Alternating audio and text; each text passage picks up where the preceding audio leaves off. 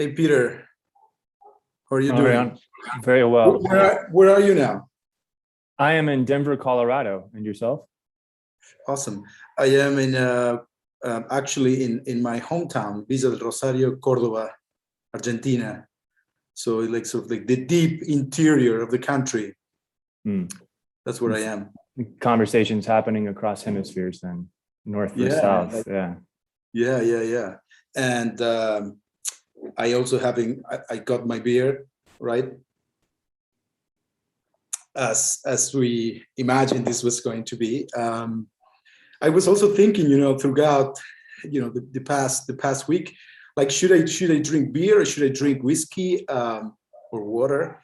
And I think like the beer is actually the drink we need to have to recreate or reenact our own or past kind of history of conversations about architecture, like so through the medium of the beer. The beer always was like some kind of sort of a stimulant we use. It's Um, true. It loosens things up a bit. And we talked about this rule with Manuel that every time you say discipline, you have to drink. So every 2 minutes or so, we'll be quite intoxicated and spiral towards a climax, hopefully here in the next half hour. But moving to the topic of cartoon urbanism versus dark high rise, we were discussing a bit how they seem to be positioned diametrically opposed, but we both sort of had thoughts about ways in which we can problematize that distinction. So I might want to open it up and see your thoughts on that. yeah. Like I was thinking just to be a little bit more informal about this, but I think we should problematize throughout this conversation the very oppositional sort of the oppositional nature, the seeming oppositional nature between these two terms that is implied by the or.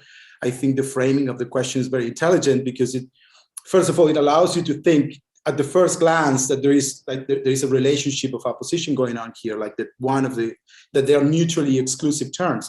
But I think, when you think more deeply about this question, you realize that there are a number of possible connections and modalities of relationship really between these two very interesting formulations in their own right. And I was thinking that it reminded me when I was thinking, like, what should I drink about, for this event? And I have some friends who are like much more knowledgeable than I am about drinks. I keep like in a very stubborn way, sort of like a stick to the beer, which is like, what I used to drink when I was a teenager, kind of.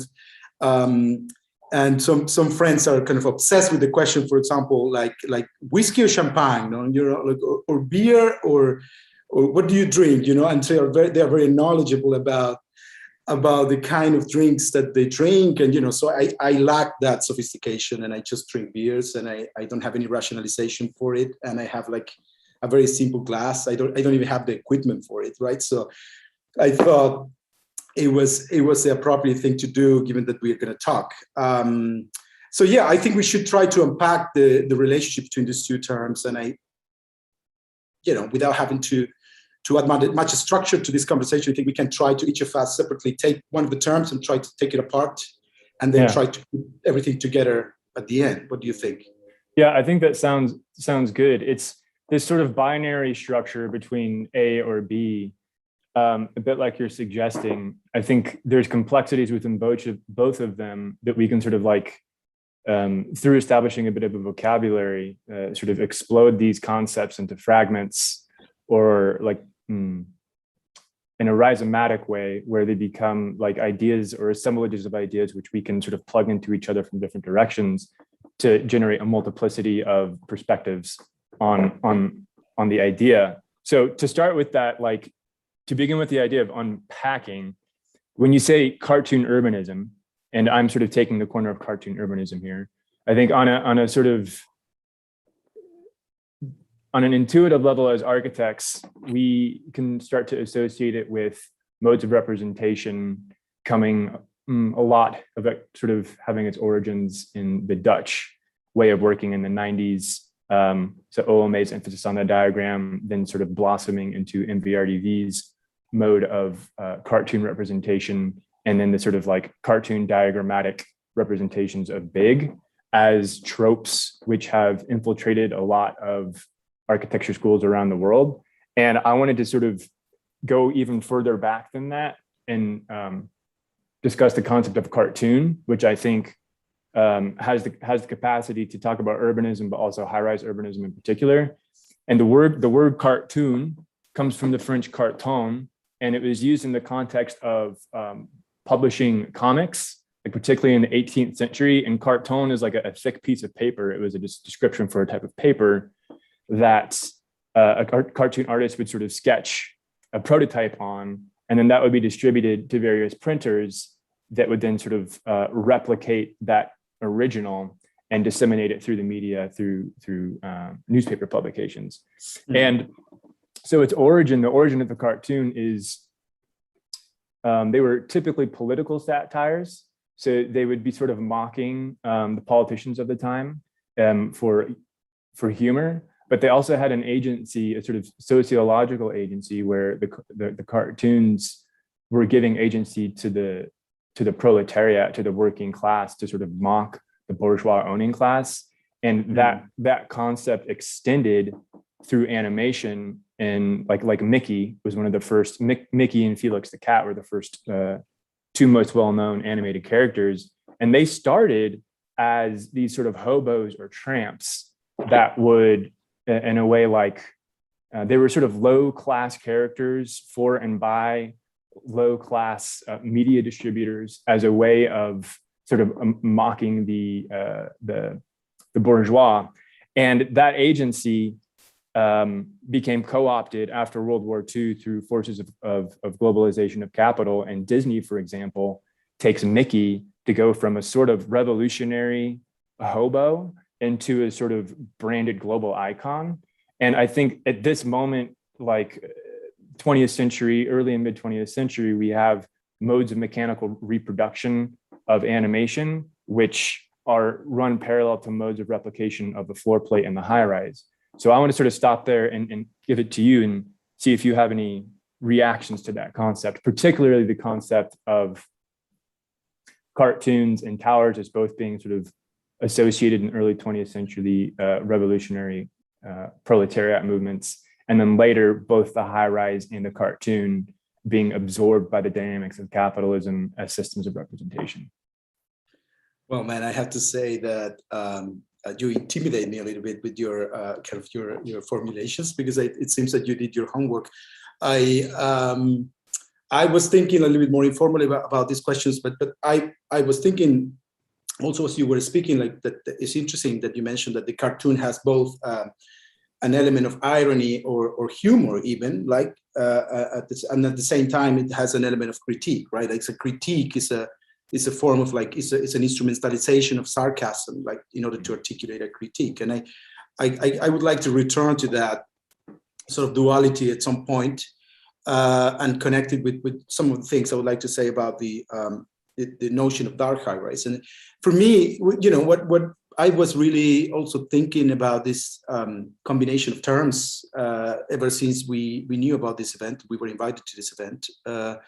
And I was thinking about what is it dark about the high rise? You know, why dark high rise? And one of the first things that came to my mind really was the J.G. Ballard's kind of wonderful book from 1975, you know, called Highrise, which is in many respects a meditation on the darkness of the high rise. You know, it's like really, it's a sort of proto-science fictional story. It's not, you know, fully science fictional. There may be some tendencies of science fiction within that book, but you know, the first thing that, you know, I did was to look into some of the my own kind of notes about that book and the quotations that I typically highlight from the books that I read. And I immediately kind of noticed, or like, let's say, three quotations stood out very quickly to me. And that made me, like, you know, really think about this question of the dark high rise kind of a little bit more systematically. And I would like to suggest here that I would like to read, or like to understand the darkness of the high rise in three different scales, at three different levels.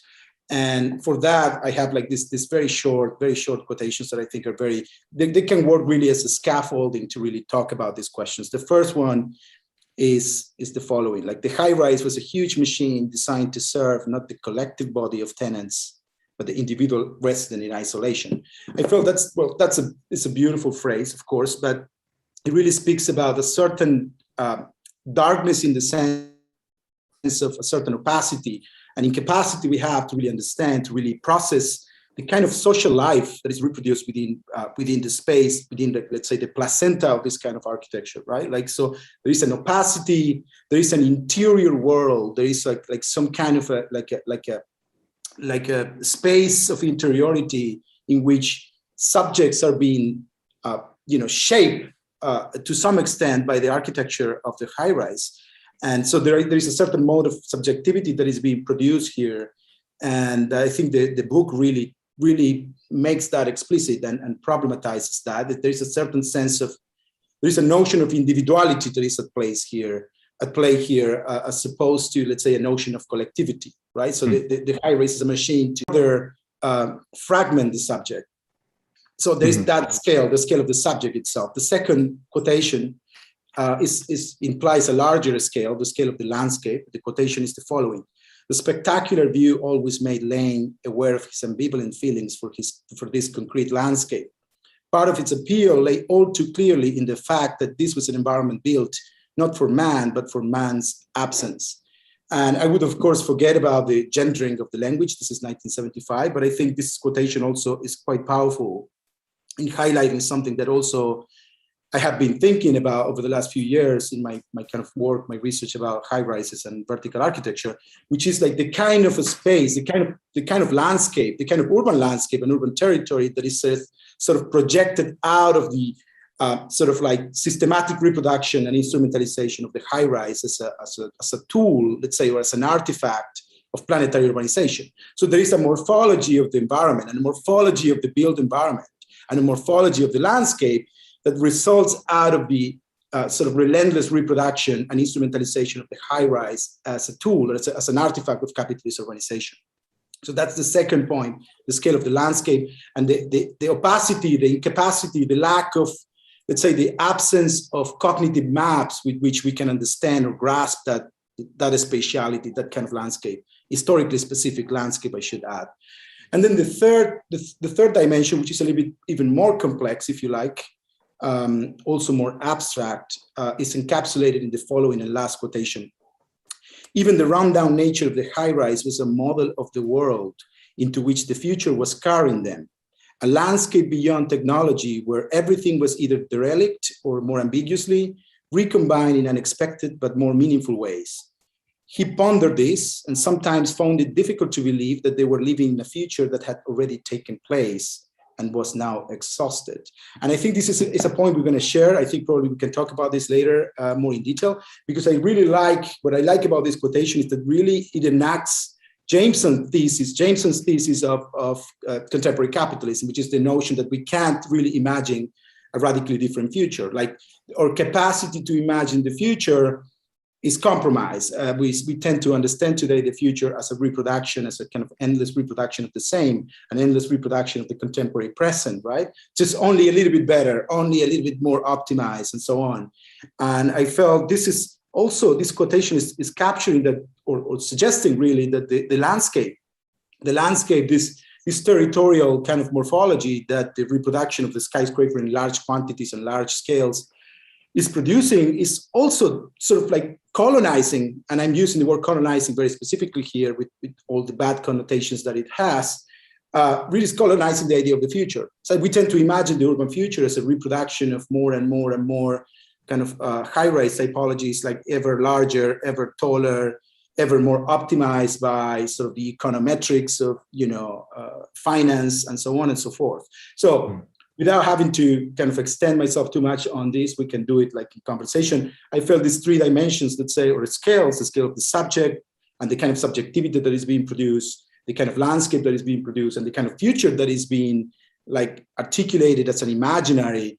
These three dimensions are being occluded, or let's say clouded, if you like, by by this notion of the skyscraper as a dark skyscraper, as a dark high-rise. Mm-hmm. Mm-hmm. Yeah, it's you're bringing Jameson into it is really interesting, because there's this notion. I knew you would like it. So that's yeah. It's easier. He says it's easier to imagine the end of the world than it is to imagine the end of capitalism. And a little bit, that's what we're seeing with the dark high-rise, is the dark, like visions of the future aren't necessarily utopia anymore. Visions of the future are dystopia. Our visions of the future are just images of the present, but decayed. So that sort of gets at Jameson's insistence that we can't sort of look towards the future. We're only now at a reactionary point. And that's sort of true, I think, of the distinction I was trying to make between early 20th century cartoons and towers and let's say early to mid 21st century or present day cartoons and towers. There is a sense of optimism and a belief in the sort of progressive movement of modernism. And there is a sort of lightness or like a brightness as the opposite of a darkness in that period. And sort of through modes of, going through postmodernism, the globalization of capital, the sort of cycles of crises in late capitalism that late capitalism induces, and potential, like in particular, environmental crises and financial crises. We're sort of at a point where we're now only anticipating more crises as our future. And I wanted to sort of paint that as a sort of image of darkness, reproduced through notions like Highrise by Ballard, also Blade Runner, and any other sort of representations of dystopia, as opposed to representations of utopia mid-century. And I think the distinction between Metropolis, Superman's Metropolis on the one hand, and a Batman's Gotham on the other is maybe another way of looking at this. There's a sort of, Metropolis is the city of tomorrow, and there's a sort of brightness and optimism to it, sort of through Superman as the agency of creating a good future. And then you have Batman, who's sort of in this post-industrial city that's sort of decaying, and it's almost like New York City at the daytime through the lens of a tourist photograph, and then New York City at nighttime. And the notion of like a dark high-rise and a light high-rise comes into play through representations of the city, New York City in particular, through Gotham and Metropolis. So maybe that's, and those are of course cartoon representations, right? They originated as cartoons. So I'll see, yeah. Yeah, I mean, like I was also thinking about your own way of framing this question of the cartoon and how to connect this notion of the cartoon and cartoon urbanism in particular. I'm very curious to see what the connection is with a form of cartoonish urbanism and the reproduction of the high-rise typology at increasingly larger scales, right? But I think it was very interesting that you mentioned at the beginning that there is this interplay, if you like, in the cartoon figure or in the cartoon form, which is like the interplay between, let's say, humor and optimism, let's say, and also the optimism that may be associated with humor. Of course, humor can be dark as well. But so the question of humor, and then the sort of the sarcastic dimension, the critique, the critical dimension of the cartoon, right? So, and I was thinking, like, in what sense can we think about this opacity of the high rise? Like the opacity was mentioning, like, the darkness of the skyscraper, the darkness of the high rise is not really per se a negative one. It doesn't imply a negativity. It's very ambiguous. It's rather like, something is an opacity as opposed to an obscurity. And that opacity, in a way, doesn't allow you to see certain things, right? But it may allow you to see others. And when you mention this idea of the, let's say, the optimism of Metropolis, let's say, right? So the optimism of the early, so the early big city of the 20th century, there was still there, and at that time, let's say, a utopian impulse and a utopian sort of driver. And I think the skyscraper, embodied, or the high-rise typology for that matter, kind of embodied that utopia very transparently, if you like. Like it was used by architects at that time as a progressive, supposedly progressive tool. Like this is, so the skyscraper is the image of modernization is the image of progress. So there is this kind of equation or correlation between, the urbanization through very tall buildings and large scale buildings and the idea of urban progress. But then when we get to the second half of the 20th century, in the sort of like the post-metropolis age, that sort of transparency of the skyscraper is gone, right? Like, and then we get like this completely, and this is paradoxical because we get this sort of like the glass skyscraper that is sort of like the glass high-rise that is sort of characteristic of postmodernism, of the postmodern world, or the big corporations of the big multinationals, so let's say advanced capitalism, right? They are like supposedly transparent buildings that, paradoxically are more and more opaque. And so they are so opaque, in fact, that that they become cartoonish in the sense that they become purely exaggerations of a logic.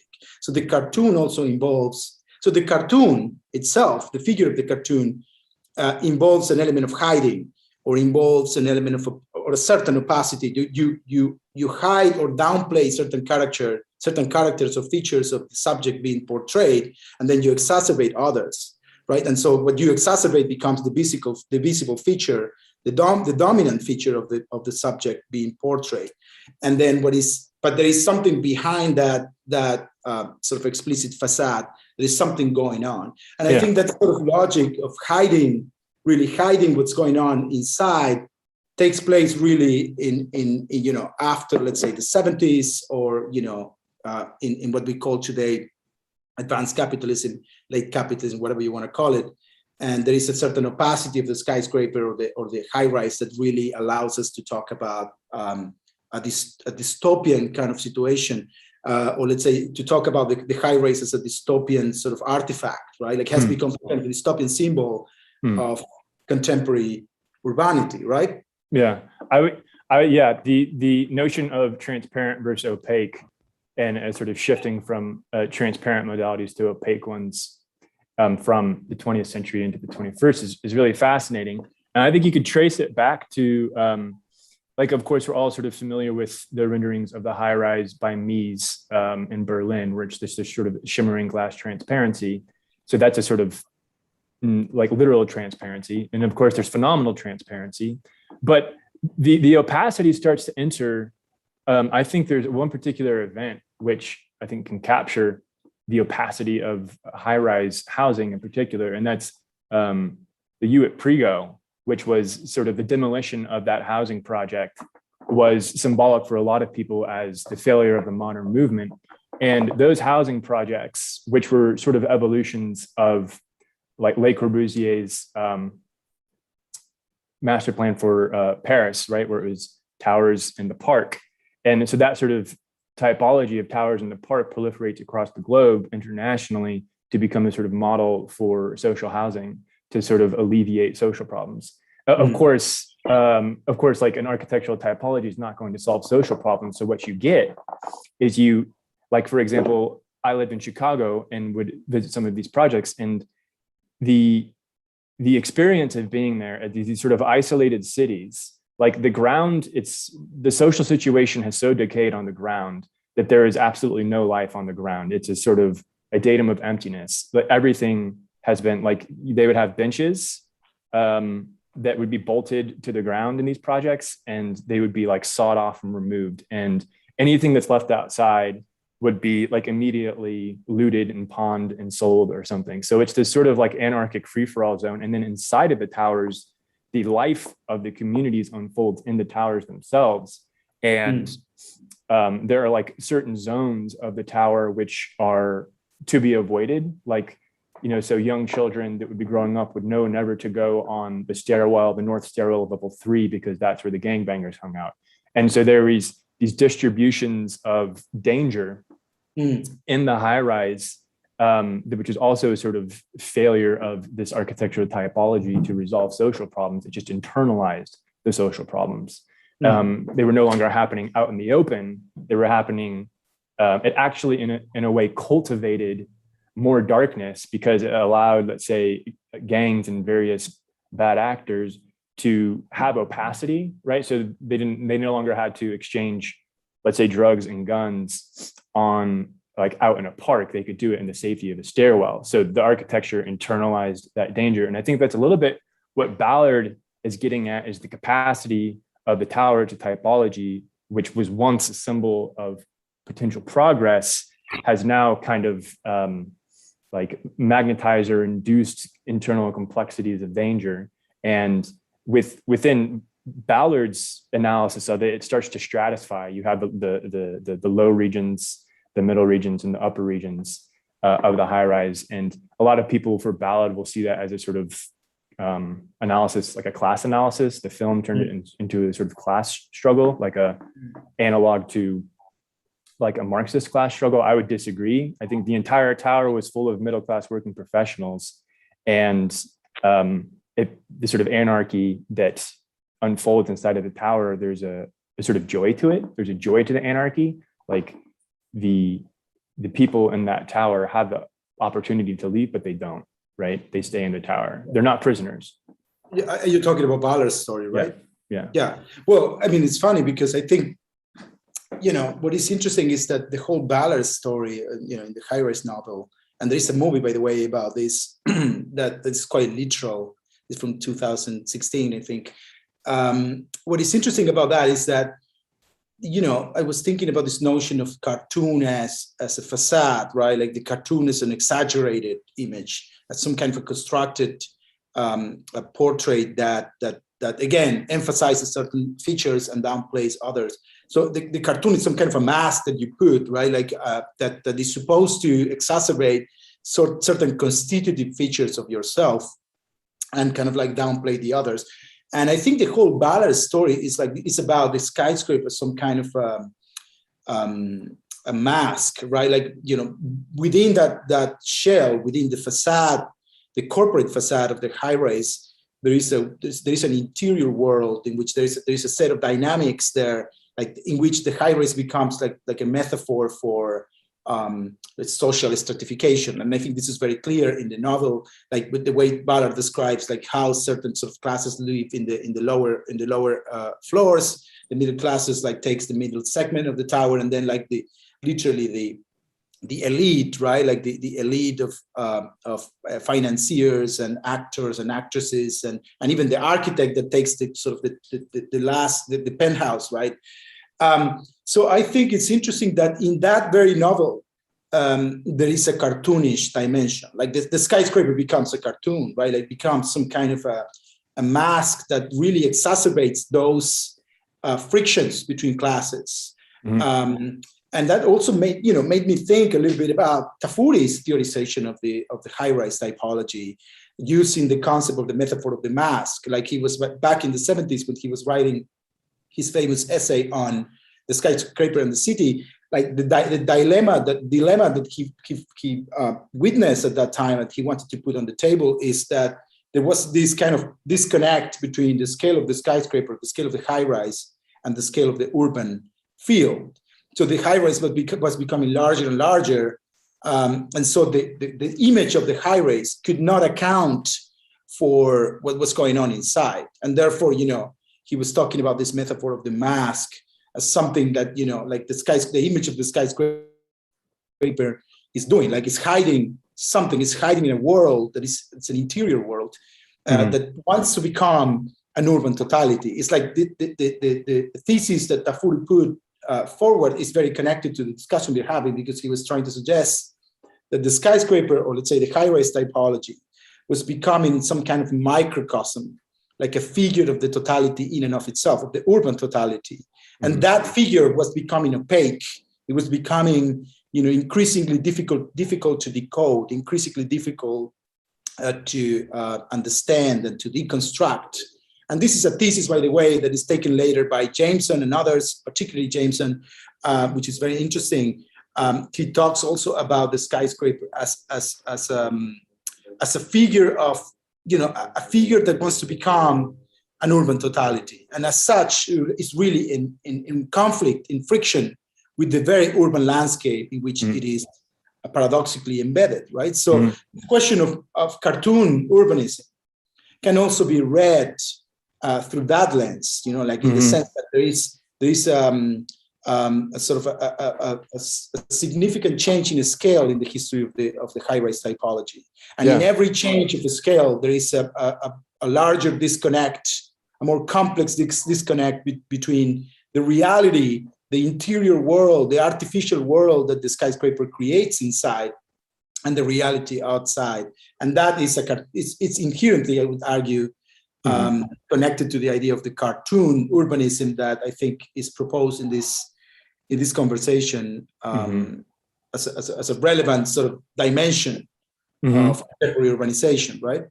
Yeah, I really like the distinction between the tower and urbanism as sort of two separate dichotomies. And as the tower grows in scale, its degree of separation increases. I think this is also, what Koolhaas was getting at with the concept of bigness and the sort of cartoonishness of bigness and his theorizations of the tower. And particularly, I mean, within the brief, we have these dichotomies, cartoon urbanism, dark high-rise. But then we go on to say eternal Arcadia, permanent turmoil, gated Eden, stacked cities of hell. And then the main one here, green archipelago and Manhattanism. And there seems to be, in the way that these dichotomies are structured, is that one has a sort of horizontal association, for example, the green archipelago of Berlin and its horizontalness, or of Arcadia or Eden as a sort of endless horizontal garden, and then the tower as a sort of singularity. And, I wanted to try and collage the concept of cartoon with urbanism to in a way, come back to your theory of the separation between the two and the modalities of separation. This, urbanism comes from the Greek word urbs, which is associated with the expansion of the Roman Empire, and the urbs was a sort of idea of a totalizing grid that was expressed mainly through like Roman military camps. And that's like how that word urbs becomes urbanism, suburbanism, or hyperurbanism. But there's a notion of territorial expansion as sort of the urbs as a totality, opposite to the notion of the Greek idea of polis, right? The polis was a sort of place like the Acropolis that was a sort of archipelago fragment that had a boundary, and the urbanism as a sort of boundless system of expansion. And I think if I'm reading these dichotomies right, what we're trying to get at is a notion of two visualizations of complexity in a way. The tower is a sort of masked complexity where it's a figure or a silhouette and the dynamism is happening internally. Whereas cartoon urbanism in a way takes that congestion and tries to kind of unfold it and lay it flat so that we can sort of see let's say the unfolding of daily lives. And there's an openness to this idea of cartoon urbanism, like vis-a-vis the Green Archipelago or vis-a-vis Eternal Arcadia, where it's a garden that is in a way benign or benevolent even, and then the tower as an element which is corrupting. And I think the point that I want to make is these forms of representations, cartoon urbanism on the one hand and the dark high-rise, to me, they're both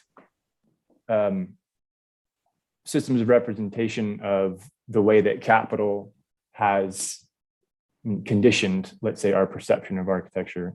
These cartoon urbanisms, which are typically executed isometrically or like from above, and they're soft and they're colored and they look harmless and benign, a little bit like MVRDV's master plans have a sort of representational similarity to, like, say, the Springfield of The Simpsons, in the sense that it's fun, colorful, nothing bad happens.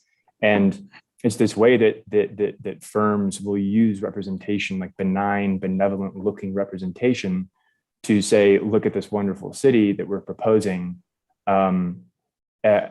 But in actuality, the dynamics driving the development of that city are anything but benign, right? They're sort of capitalist drivers. They're being driven by developers.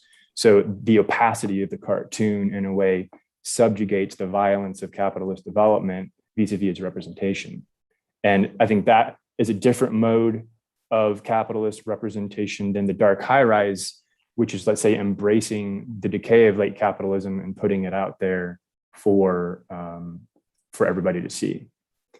Yeah, I I'm glad that you're bringing up the question of capital accumulation. You know that's a topic that I want to talk about. But maybe changing places now. I was thinking that I had this question in mind, which is like, what would a cartoonish or a cartoon urbanism be like today? What is it about? What is it really a cartoon urbanism? But what is it doing, right? Like, just connecting with this question of capital accumulation, that we may say like, really a cartoon urbanism is, or contemporary, to qualify or to define contemporary urbanism as a cartoon form of urbanism would imply that every building ultimately is kind of thought out as a mask.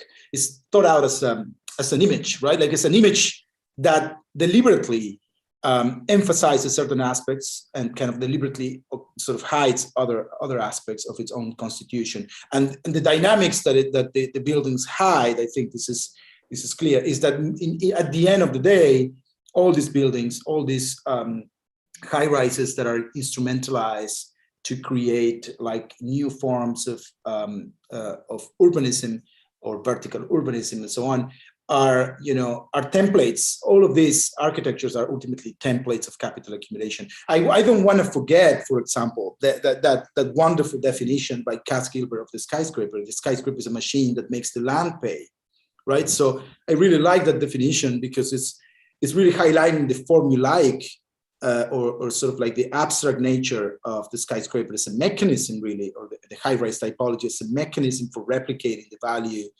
of the land. There is also this very poignant Jameson's formulation. I think is in one of his papers on culture and finance capital.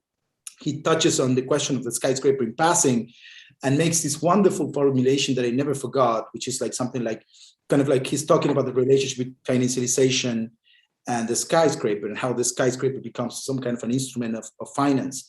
And he says something like, like the endless reproduction of this kind of architecture or this template. He says something like, entails the becoming abstract of the earth and the land, of the land and the earth. And I was thinking like, wow, that's an incredible formulation, right? Like what is at stake here ultimately in the reproduction of this template, which is a template that internally sort of like completely, let's say, let's say, mechanizes a procedure of accumulation. Like the whole architecture of the high rise is really predicated upon the maximization of the value of the land. Sort of like, so the skyscraper, the high rise is a machine to make money, right? Like out of it. And so that's really what is at stake. That's really the dimension that is being hidden by cartoon urbanism, right? So the cartoonish image of these architectures is really a fetish, if you like, of flexibility, a fetish of the idea of the icon, a fetish of progress. The idea that the skyscraper embodies capitalist progress at the urban sort of level or the urban scale.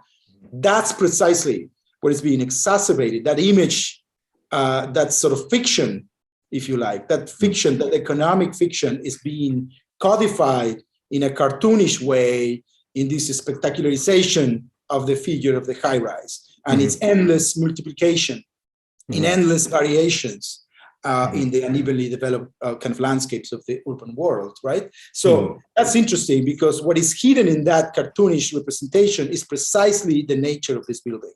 Like you never see really that they are sort of like machines for making the land pay, but what you see is like an image of like a representation, a superficial representation of progress.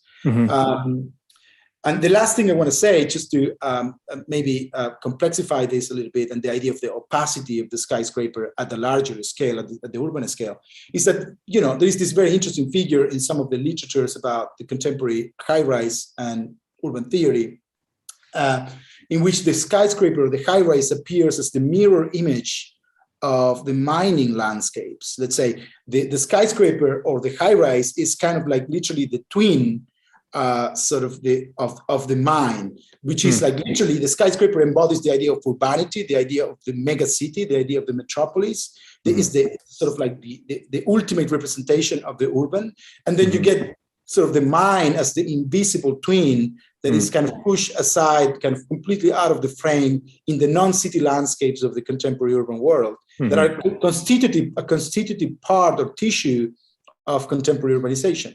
Like they are like absolutely fundamental for the existence of cities, right? But you can't see that dynamic, the relationship between the extraction of resources, the operationalization of landscapes, and the destruction of certain landscapes for the sake of producing the very image of the urban that the high-rise typology sort of represents or epitomizes, if you like. Yeah. So there's another cartoonish dimension there, right?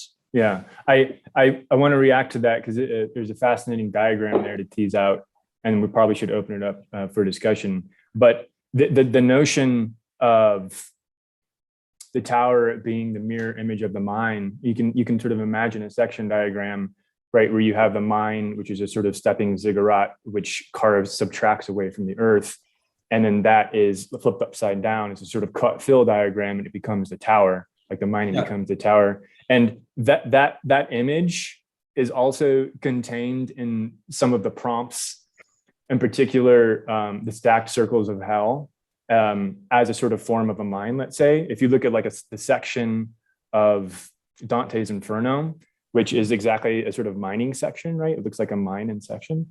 And compare that to the section of a tower, let's say proto towers like the Tower of Babylon, then you can start to see draw a historical relationship between those diagrams. But the concept of the stacked circles of hell on the one hand, and let's say the Tower of Babylon on the other. What's interesting to me, like one is fundamentally about the earth and extraction of the earth and going down into the earth, and the other is 100% about reaching towards the heavens, right? But the myth of the Babylon Tower is that humans tried to build so high that God became sort of irritated about it and destroyed it with sort of trumpets of fire and wind, and he destroyed the Tower of Babylon.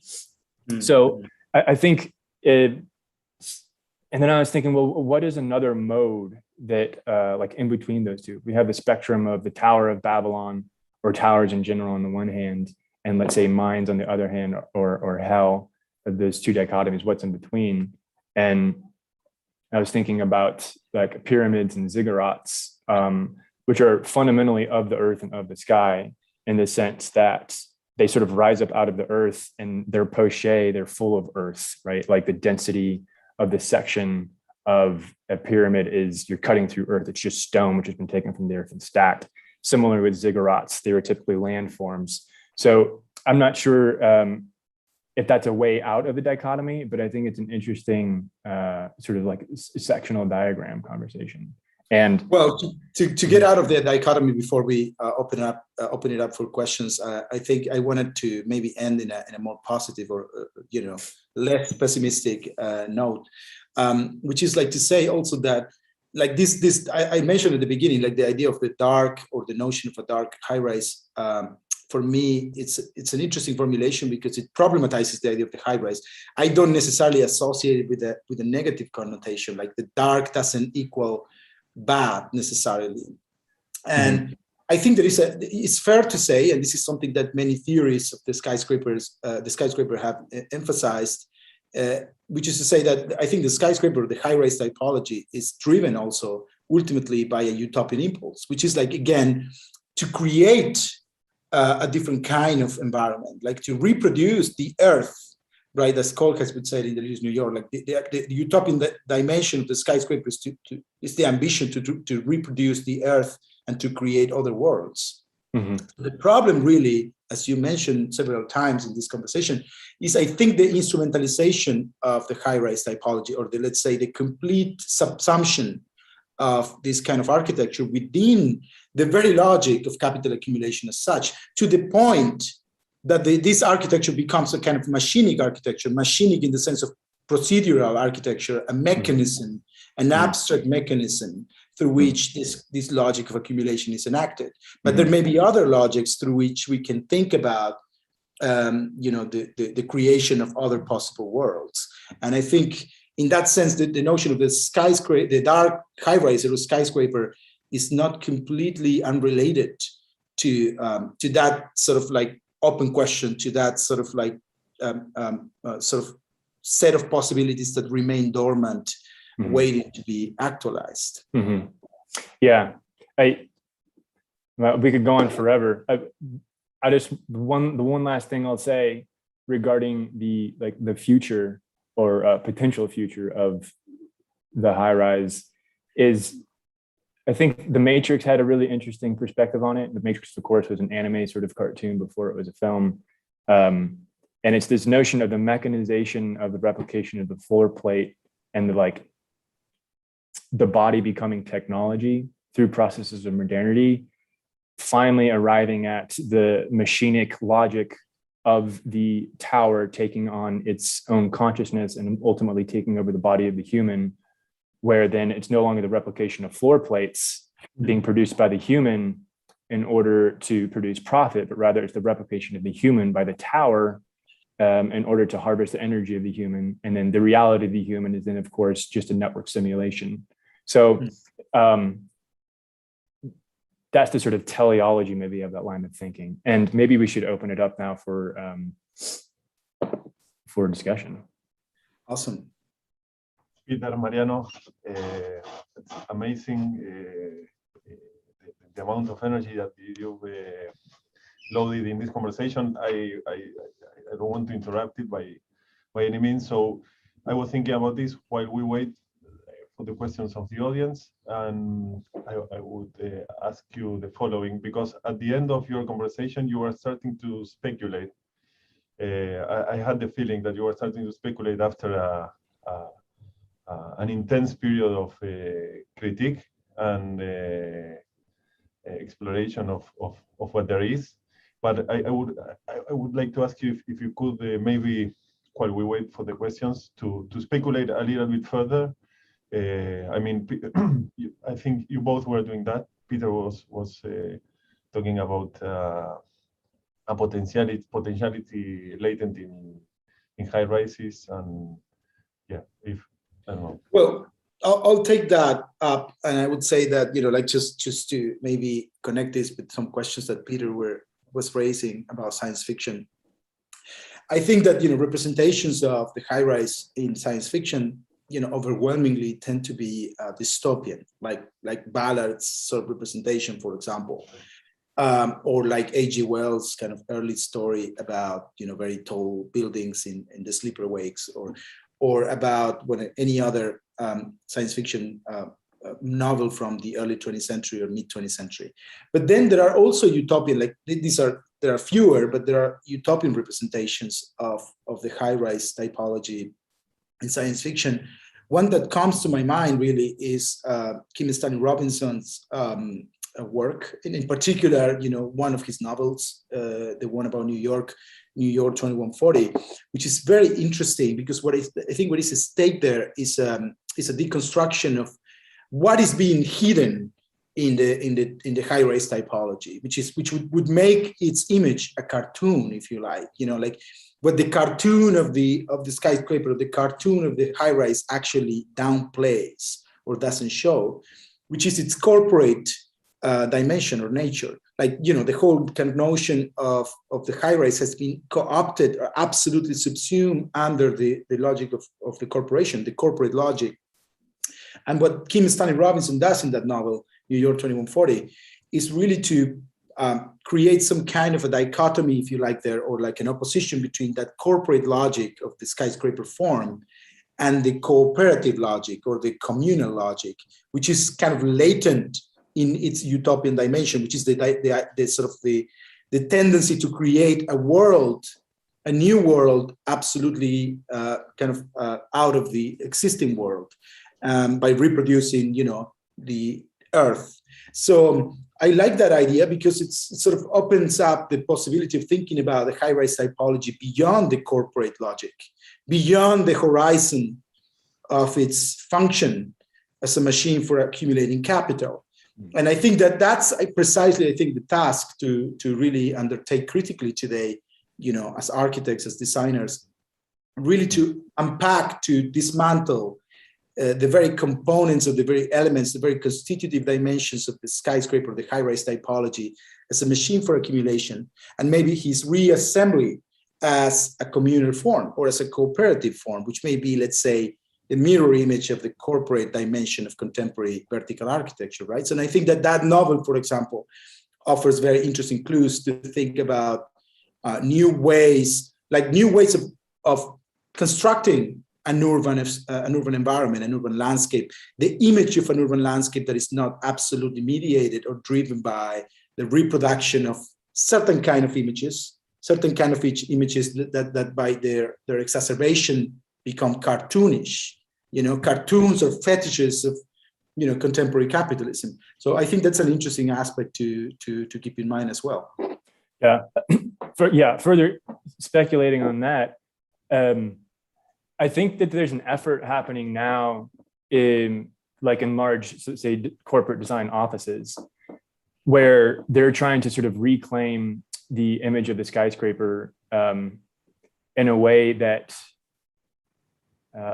breaks its representations free from the sort of corporate muteness or corporate maskness of, let's say, the World Trade Center or the Seagram Tower. I mean, you sort of see it, like, for example, in Big Spiral, it's like the ground becoming the tower, where you can see it happening everywhere. People are starting to integrate trees into the body of the skyscraper as a way of complexifying what is the sort of ground, the Arcadian ground, and what is this mechanical tower. They're sort of, in a way, trying to weave them, often through the mechanism of a spiral, but not always, into a sort of synthesis of those two. And that's one way forward. It's sort of becoming a trope, like even the integration of trees into a skyscraper is a sort of trope which is happening now.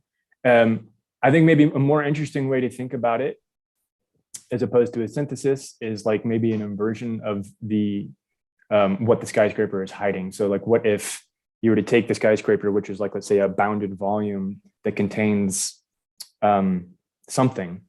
Typically, it contains a vast amount of internal complexities. If you were to sort of slice that mask open and turn it inside out, what would an inside out skyscraper look like?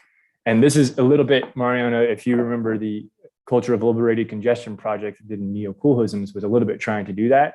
The sort of complexity of the reproduction of the plot was sort of happening isotropically in all directions. And it was a sort of crystallization, like an isotropic formal crystallization of land value. And that image of the tower was trying to, in a way, visualize the internal of a dynamics of a tower, but turn it inside out. And I think an alternative way forward, which is what I'm trying, maybe it's a good time to talk about our studios.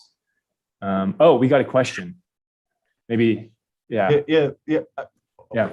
We can read the question, but because I was thinking when I asked about further speculation, because I was thinking that maybe one could assume that there is still doesn't exist cartoon urbanism, and it still doesn't exist a dark high rise, at least not enough. I mean, in this sense, that starting with the dark high rise, that we don't know.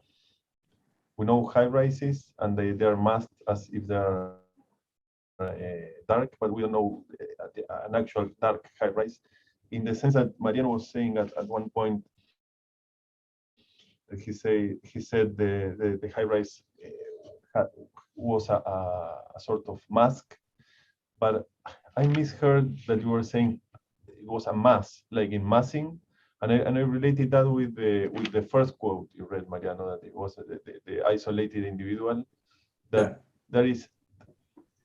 It's still not dark enough. I mean, it still doesn't express its contradiction between isolated individuality and collective stalking, let's say. Yeah, well, I mean, in that sense, there is another thing that comes to my mind right now. After 45 minutes of conversation, really, I think it's interesting because it's the question of abstraction. We haven't talked about that, but when I mentioned the logic of the corporation, the logic of abstraction came to my mind. And I think that problematizes the idea of the cartoon, right, or the cartoonish sort of urbanism we were discussing, because the cartoon entails an element of figurativity or literality, if you like. It's like taking certain concrete, clearly identifiable features of something and kind of pushing that to an extreme, right? But there is another way in which we can read the darkness of the high rise, which is like the darkness may be associated with or incapacity to understand really all the dimensions that are really at play in the construction of this kind of architecture. Because the construction, the design of this kind of architecture goes beyond, let's say, architectural intelligence, right? So there are many other processes, financial processes, for instance. The whole question of econometrics that I mentioned in passing earlier is embedded in the way these buildings are optimized internally and kind of designed internally and externally and so on. So there is a question of abstraction that made me think a little bit about what Saskia Sassen is talking about nowadays when she talks about abstraction as a facade of sophistication. It's so sophisticated, it's so complex, it's so vast, sort of the network of finance that is behind the production of this kind of architecture, that you cannot really grasp, you cannot understand what's going on. It's beyond immediate capacity to kind of grasp, to understand, to decode what's happening. And I think that this question of abstraction may be a way of problematizing the more iconic or figurative dimension of a cartoon. And the question for me would be, can really a cartoonish urbanism instrumentalize abstraction, let's say particularly the abstraction that drives the production of this vertical architecture at a very large scale? That's an interesting question. Yeah, cartoon as a mode of abstraction, let's say cartoon as a mode of abstraction can operate in different ways with regards to like an horizontal urbanism or a vertical urbanism, right? And I think that'd be interesting to tease out those submodalities. That's a little bit related to the question here from Daniel. Peter's intervention prompted the following tangential thought: why are comic books called comic? Well, to answer that, I'm not a comic scholar. And actually, I think that comic books deserve way more attention in the field of media studies. And they are starting to gain more, especially as sort of CGI takes over and problematizes representation in contemporary terms. But I think to answer the question directly, the origin of comics was in cartoons as a form of humor, beginning with political satire and newspapers. And then that sort of proliferated into different forms of cartoonish representation, vis-a-vis characters like Mickey Mouse and Felix the Cat. And the characters of Mickey Mouse and Felix the Cat were represented initially through animations at film houses, but then they became captured into the format of a magazine, right? And that's where we get our contemporary notion of DC Comics as being a sort of bounded media with paper, and you have frames, which are in a sense still frames of the animation of the previous mode of representation, which was the film. So I think we can look at comics in that way, as still frames of film, which have been adapted for a paper medium, and then sort of imbued with the concept of humor originally in the early 20th century. And I think the word comic is just kind of a residue of the medium that was sort of started as a humorous medium and then became more serious as it proliferated in its forms. And then, manga picks it up, and manga becomes a very serious medium. And some of the DC comics are very serious mediums as opposed to comical. So I think it's just a sort of a residue. And then the second part for you, Mariano, I think it's a great question. We've sort of danced around it, but what could the potential future of a high rise look like that has been, let's say, liberated from the chains of late capitalist reproduction? Well, I think it's a great question by Daniel. It's a good friend of mine, and we have talked about many times the question of post-capitalist architecture. And I think I'm thankful to Daniel by raising that question. I think, the question of post-capitalism is something we haven't discussed, but I think it's super interesting and connected with this, in the sense that the high-rise is an intrinsically capitalistic kind of architecture, historically specific. I think it's a point that is not very often made in the literatures about the skyscraper, which tend to be very liberal in tone and in framing. So the question that the skyscraper is really again, to use Cass Gilbert formulation, a machine that makes the land pay is completely bypassed in most of the literatures on the skyscraper or the high-rise typology.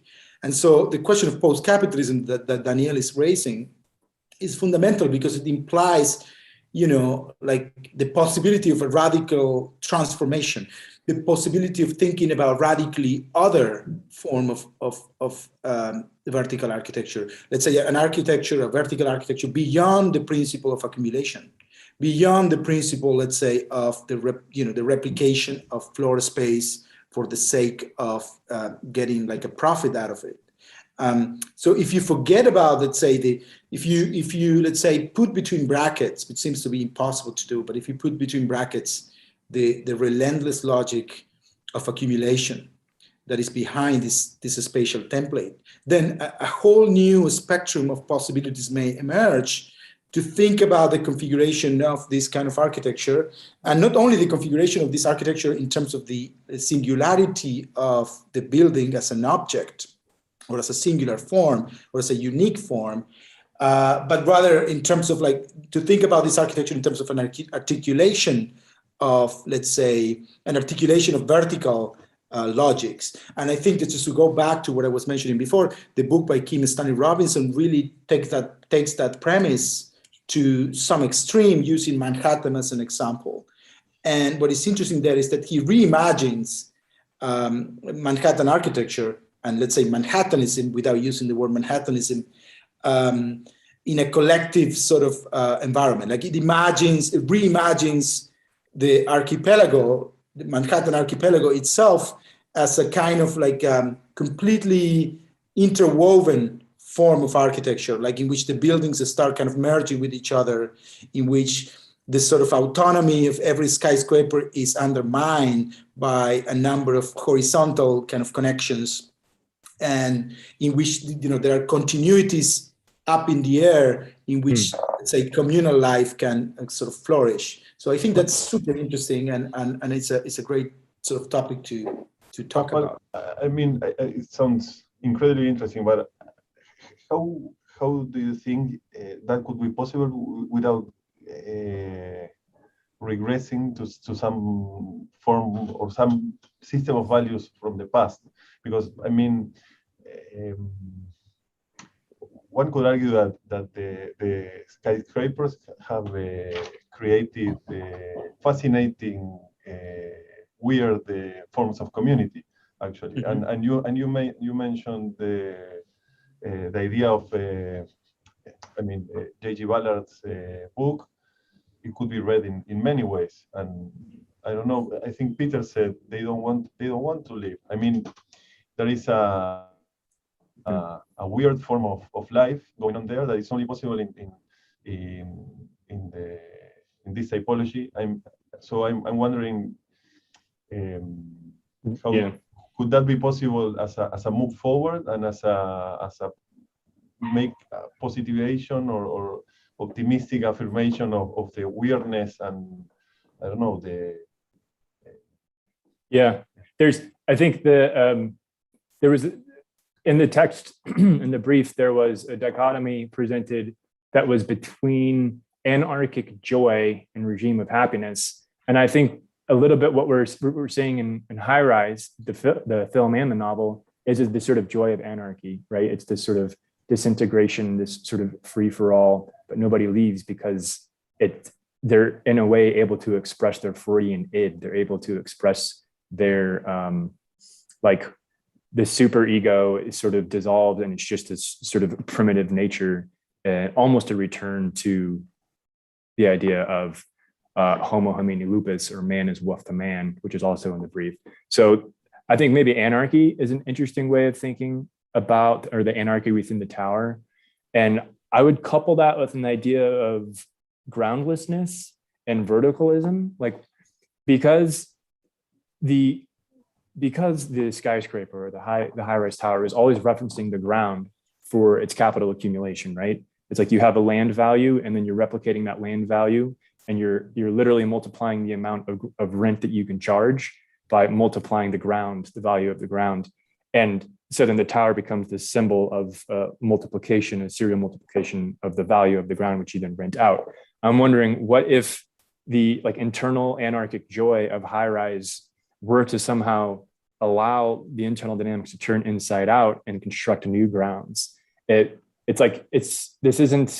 is a concept which is almost post-gravitational or anti-gravitational, but you can imagine that the owner of a skyscraper, let's say a corporation which owns a skyscraper, and then the tenants begin to like chew through the walls and to build bridges and to construct their own new grounds is maybe a way of visualizing that, like a speculation of a post-capitalist skyscraper landscape. And yeah, I'll stop there. We got another question as well. Yeah, we have a question from Pablo. We don't know his surname actually, but he says, why is a juxtaposition between a dark high-rise and cartoon urbanism? If the DHR can itself become a cartoon, as seen in works like Batman's Gotham City, which borrows heavily from Ferris, or Judge Dredd's Mega City 1, or even more disciplinary works like the illustrations of Lebow's Woods. To escape cartoon urbanism more than darkness, which is itself an apprehensible category that can be caricaturized, shouldn't it be confronted or complemented by a sort of representation that is impossible to reduce to a cartoon? Well, I'll take up that. I think it's also a great question by a good friend. And in typical fashion, it's a very cryptic question. I think what escapes the possibility of representation in a cartoonish form is abstraction for me. And that remains a question that we haven't unpacked fully here.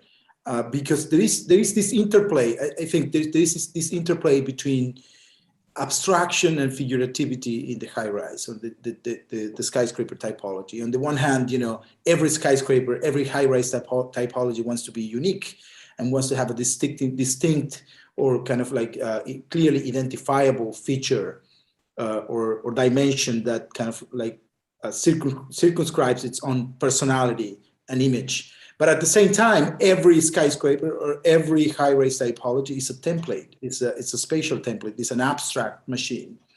And there is an element of abstraction there that cannot be fully captured. I'm starting to think about that now in the context of this conversation. That is not fully available, or let's say available for instrumentalization by the cartoonish logic. So the cartoonish logic can capture certain dimensions of the skyscraper architecture or the high-rise architecture, that those elements that are reduced or codified in an image, in an urban image. And then I think we could touch upon the question of the skyline, for example, which plays out at an urban scale, the idea or the image of a certain kind of environment, a certain kind of architecture, a certain kind of singularity that is giving identity, let's say, to urban space. But there is, again, a hidden element, the element that is precisely occult or behind the curtains, which cannot be captured in a figurative representation, in a cartoonish representation. And that's precisely the abstraction of this machine. And that abstraction, of course, like completely defines the conceptual architecture of the skyscraper, right? Like, and so don't take me wrong, I'm not, completely being completely critical to or with the skyscraper or the high rise. I am fascinated by that dimension. I think that dimension is incredibly rich. It has, again, that's what I mean. The notion of the dark high rise is it's not necessarily entirely reducible to a negative set of associations. It goes beyond that. It problematizes the idea of the negative or the idea of negativity. And I'm thinking, for example, in Jameson's concept of the hyperspace that he coined or he came to when he was staying in the Bonaventura Hotel in Los Angeles by John Portman, which is not precisely a super tall skyscraper, but it's an incredibly complex form of vertical architecture. And he was trying to highlight, I think he was fascinated by that aspect, trying to highlight that, that complexity really decenters the subject. It disorients the subject. It completely pulverizes or cognitive maps. And at the same time, because of that, it calls for the formulation of new cognitive maps. So that, I'm completely fascinated by that sort of dichotomy that is present, that is, I think, constitutive of the skyscraper as a machine that is both at the same time dystopian, because it's an instrument of accumulation that, when you think about dynamics of planetary urbanization and the way the skyscraper or the high rise is instrumentalized in that process, of course, that process contains dark features in the negative sense, in the dystopian sense. But at the same time, it's a machine that is, as an abstract machine, it offers the possibility to create new worlds, and that there is a utopian dimension embedded inside it as well. So I think that's what I would say to Pablo's question. Yeah, I think it's because you were in. There is something very interesting. You are insisting about the abstraction, and that darkness could be associated with abstraction easily. I mean, it's a known philosophical concept, and I was thinking that a dark high rise would be a completely abstract high rise, and in a very literal sense, it would have no facade.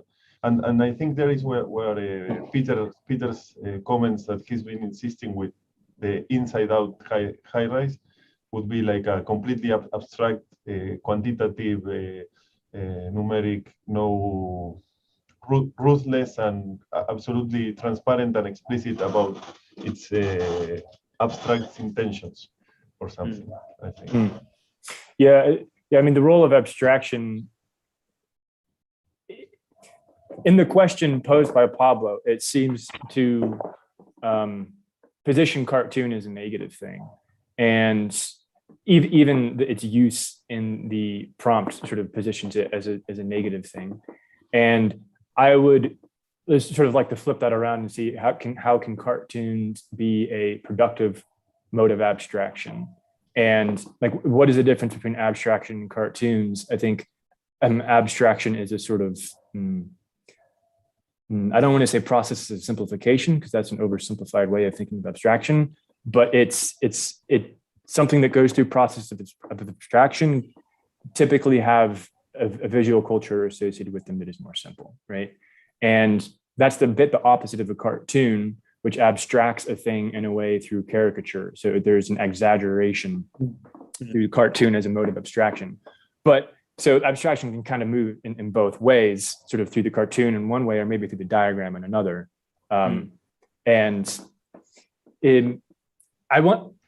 We have kind of, the conversation has very much shifted towards verticalism and the high rise. And only because it was so present in the brief as the opposite of high rise, to bring it back down to concepts of Arcadia, concepts of Eden, concepts of the Green Archipelago, concepts of the ground, and concepts of the urban as a way of reaction to the skyscraper. And if we're becoming obsessed with, let's say, what is the future of the high rise and how can we escape its modes of representation and produce like post-capitalist modes of representation or production, maybe the answer could be in its dichotomy, which is Arcadia, or let's say a sort of horizontal garden urbanism. So if like the conversation has moved very much towards verticalism, and I sort of want to open it back up and put horizontalism, in particular, using, let's say, the Green Archipelago or Unger's conceptualization of the Green Archipelago as an antidote. And yeah. Well, Peter, and I think it's great that you bring that up. I had a question regarding cartoon urbanism. I mean, would you both say that we know cartoon urbanism? Because, I mean, we know representations of it, but actually then... But isn't cartoon urbanism a representation? Sorry, isn't cartoon urbanism in itself a form of representation? I would have to agree with that cartoon urbanism is a sort of veil of representation, which is overlaid on the actual physical urbanism. It's only a mode of representation. There is, yeah. But well, I was trying to think about it literally. not as a mode of representation, but literally, and not in a Disney World fashion, but in a more crude, at some point Peter said something about nothing bad happens in a cartoon urbanism, but then the usually extended urbanism, or more like suburbanism, tends to be pure and white and abstract in another sense.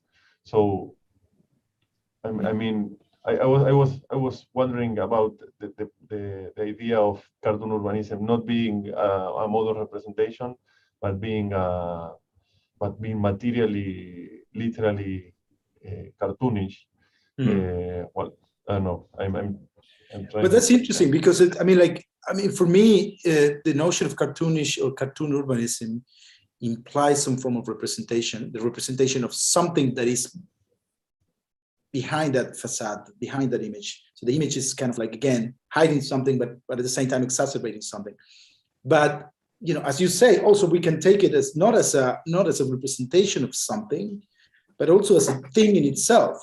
Because ultimately our experience of the urban today is fully mediated by images. It's fully mediated by, let's say, the buildings becoming facades, becoming forms of communication in their own right, like symbolic communications, or sort of becoming symbols of something. Mm-hmm. So there is another layer in which we can read cartoon urbanism, which is not at the layer of representation or the level of representation as such, but as a thing in itself. It becomes, by virtue of its sheer reproduction, it becomes a thing in itself. It becomes a constitutive dimension of the contemporary urban experience, which is something that people like, I don't know, David Harvey have written about, the image of contemporary postmodern architecture becoming actually a reality, becoming, it's real traction. Yeah, I like Manuel, your emphasis on a material expression of cartoon urbanism. Like Mariano said, that the thing becomes a cartoon in itself. And I was before Mariano mentioned contemporary postmodernism, I was going to say, well, maybe we already have a form of material cartoon which would be postmodernism through, for example, Venturi, right? Where if we accepted that a cartoon is, let's say, a caricature or an abstraction of a more real thing, then I think we can see the way that postmodernism sort of went foraging through history and extracted certain signs and then built the signs. If you consider, for example, the flourishings of an iconic column built by Graves, for example, that is completely non-structural. It's built out of fiberglass. It's a pure image. It's a pure cartoon of the thing that it once was. So maybe we already have a physical representation of cartoon urbanism, and that would be postmodernism. In particular, the architects I mentioned, Venturi and Graves, the jokes that they played, the introduction of irony, the playing with what is sign and what is signified, what is simulation and what is simulacrum. And it's an interesting way to think about cartoon. That's a great point, the question of the simulation or the simulacrum. And I think, what is ultimately very disturbing about cartoon urbanism, or the notion of cartoon urbanism for me, is that it can be taken as both a representation of something, but at the same time, as a thing in itself. And as a thing in itself, is incredibly scary to think about the fact that, all there is ultimately to the urban experience today is the image of the urban, right? So the urban is an image, is the image of itself as reproduced by cartoon urbanism. And so that's also very disturbing, right? It's incredibly disturbing because it's not, you tend to think that there is something behind the cartoon, there is something behind the facade you can't grasp. But what if all there is the materiality of the cartoon, as you're saying, Manuel? That's incredibly disturbing. It's funny that the use of the word urban as a marketing strategy I think is evidence of what you're getting at is urban is pure image, right? Like the marketing of an experience is an urban experience, or the marketing like, an urban spa, or let's say like urban living. And these notions or images which are like used by like advertising methods and marketing methods to drive consumerism, right? We have a question, maybe we have this question and another question that I received through another medium, but Melissa Pomstein asks, you could say that the darkness of Highrise has been primarily referred to in a conceptual way as the corruptive and economic forces that are behind Highrise developments, and the cartoonish primarily in a representational way, even to hide, in fact, some of its darkness. Can you think of some ways in which the corruption of the darkness and the irony of the cartoon have been actually manifested and materialized in buildings, built or designed either way, opposite to what is usually allowed to be seen as the ordinary and anodyne organizations? For example, what forms of exaggeration of certain features or concealment of certain rituals are present in ordinary building types? Well, I mean, I can think primarily of the whole kind of situation that's going on in China, for example. What's happening in China, what happened in China over the last 20 years is quite remarkable. And what is remarkable is that, again, like the high-rise typology has been used to an unprecedented degree as a template for urbanizing the entire Chinese territory. And the effect of that, like literally taking like the most simple and banal high-rise typology you can imagine, a building without features, let's say a building that is anonymous, just take that and reproduce that at unprecedented scales. And the effect of that is absolutely astonishing. Is something that I can't really, it's something that goes beyond these representations in science fiction that we are talking about, that tend to disorient or tend to kind of exacerbate certain dimensions of the high-rise kind of architecture. I think what's going on there, it's outstanding. I don't have really, if you think about the whole phenomenon, the so-called phenomenon of the ghost cities of China, for example, there is a book by a journalist called The Ghost Cities of China, that really surveys the production of these towns that are like incorrectly called ghost towns, because they're built in advance for people to join later.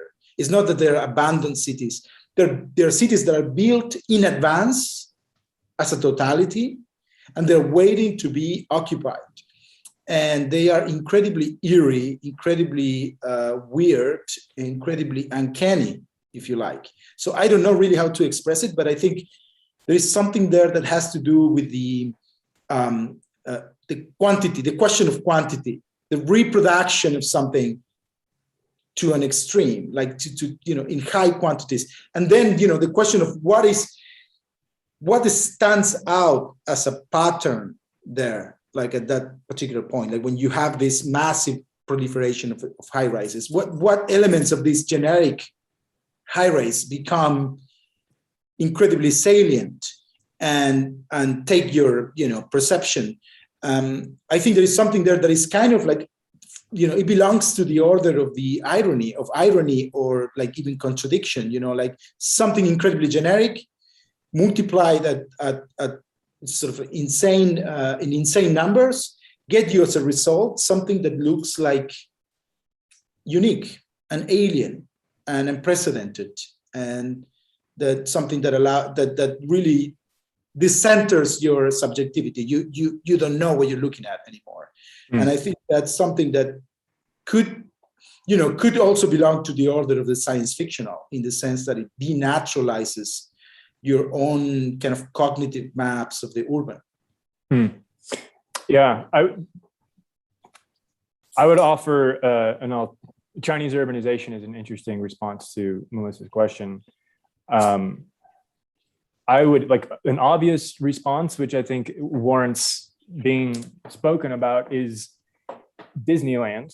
And there's been lots of analysis done, for example, on the castle of Disneyland, which is in itself like at the center of Disneyland. It's a fiberglass construction with no interior. It's pure image.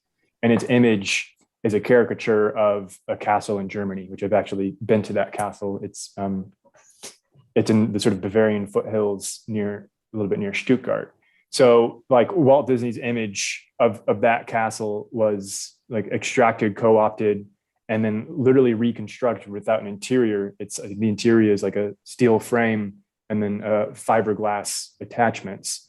And I can remember going to Disneyland as a kid and there's just extreme disappointment once you realize that this image doesn't have an interior.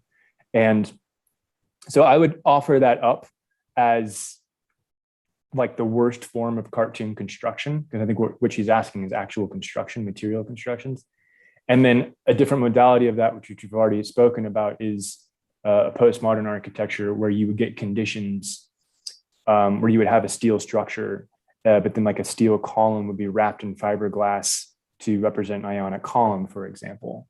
And so in terms of cartoon constructions, I think there's a historiography of that we could unpack if we wanted to. And looking towards the future, I think as a sort of antidote to what's happening in Chinese urbanization, which is like almost an unconscious economic phenomenon happening because a central government wants to produce economic growth, right?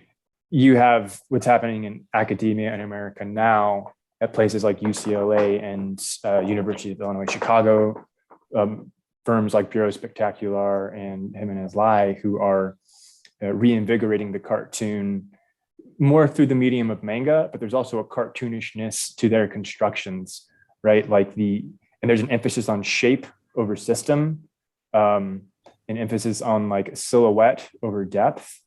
And it's a very curious thing, which is happening right now in academia in America in particular, and I would say it's a process of cartoonization of architecture. And it's a sort of reinvigoration of postmodern representations, but it's also a conflation with contemporary modes of, let's say, like social media representation, or the emphasis of image in social media, which is being conflated with postmodern cartoonism to create a contemporary academic trope.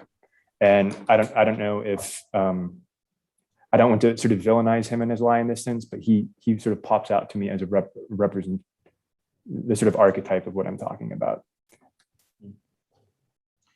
Okay, maybe we can have a last question that is by Andrew Pringle, professor at the school, and he says, when I was editing Generic Sublime, the book by Ciro Nagle, a few years ago, I saw both of your projects. One of them is behind you, Mariano. And I was wondering how you relate your comments to those two projects. Oh, Peter.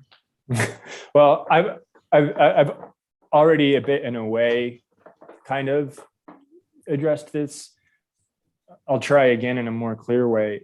The Culture of Liberated Congestion was a project that was in a way interested in unpacking the internal dynamics of the high rise. And let's say, like, you know, if you can imagine that the high rise is a sort of figure that has a boundary, and the inside of this boundary, there's immense process of densification and complexity happening, that all you have to do is, like I already said, slice open that boundary and it'll start to unfurl and proliferate into different forms. So that's how I would try and tie Culture of Liberated Congestion back to the notion of the high rise, is that it's precisely that, the liberation of congestion. And in that particular project, the operation wasn't a slicing and a turning inside out. It was a bit more pedantic and didactic than that. It was an analysis of different modes of reproducing the value of the floor plate. And an example of that would be, there was this moment when they were designing Rockefeller Center where they realized if you put a patch of grass on top of a roof that looks like the ground, then you can charge more for rent on all of the apartments that get a view of that. This is a notion that is very common, for example, on Central Park, right? All of the apartments facing Central Park cost substantially more than the ones not facing Central Park, simply because they have the view of the ground. But the ground of Central Park is an artificial ground. So what if, as we start to build vertically, we introduce artificial grounds, which then become a productive principle financially for being able to charge more ground rent, which then in turn produces more ground, which produces more verticalism, and it's a sort of stacking and proliferation of value. That's sort of the operativity of that project, and a little bit what I was getting at. I think that a self-critique of that project is that it was still operating through the modes of capitalism and trying to sort of push the machine of capitalism as extreme as possible as a way of kind of overcoming it to see where it breaks. But I don't think that project was a post-capitalist one, and I would be interested to see what it would look like if I were to bring that angle to it. But yeah, I'm interested to hear about Mariano's, how he describes his project. Yeah, well, my response would be a little more personal. I think, I mean, I don't want to get sentimental at this time of the evening, but first of all, I did that project with my good friend Pablo Barrio Urenda, who's the guy who asked the previous question. So it's something we did together, and it's a project that remains very close to my heart. It was an incredible experience, I have to say. I read it retrospectively as a project that was some kind of a turning point for me. I feel myself in the best possible way. I feel myself kind of like today even unpacking aspects of that project and deconstructing aspects of that project in my contemporary work, in the work that I'm developing now, that I have been developing over the last few years.